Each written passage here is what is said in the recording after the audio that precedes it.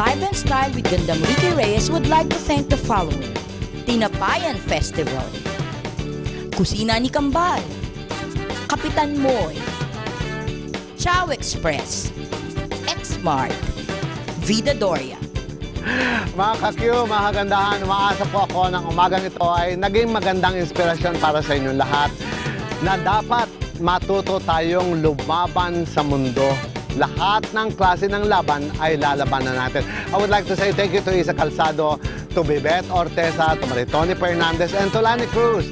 Kayo ay totoong warrior na lumaban at pinakita nyo na ang sakit na cancer ay pwedeng gumaling. Sabi ko nga po kanina, 4 lang yan. Tatanungin nyo sarili nyo, magagalit kayo sa mundo pag nalaman nyo may cancer kayo. Sasabihin nyo, bakit ako? Pangatlo, tatanggapin nyo. At pang-apat ay lalaban. Mga kagandahan, mga ka-Q, sa lahat po ng napag-usapan natin, umaasa po ako na sana ang tatlong ito ay matatanggal at lalaban tayo sa sakit na cancer. Next week po, naku, magandang pag-usapan natin. Pasko na po sa Life and Style with Gandang Ricky Reyes. Naku, abangan nyo po yan dahil naku, matutuwa kayo. Tuturuan ko kayo ng paggagawa ng iba't ibang pagpapaganda on Christmas decor. Again, maraming pong salamat sa isang oras na pinagsamahan natin. Ito po muli si Ricky Reyes for the Life and Style with Gandang Ricky Reyes. Dito lamang po sa QTV 11. Good morning!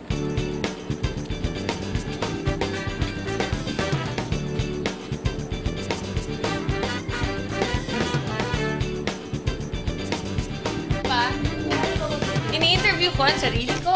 Hi po. Beauty in disguise, secrets you can't see. Words can cast a spell, but touch can set you free. Beautiful life, beautiful day, beautiful people. Ricky Reyes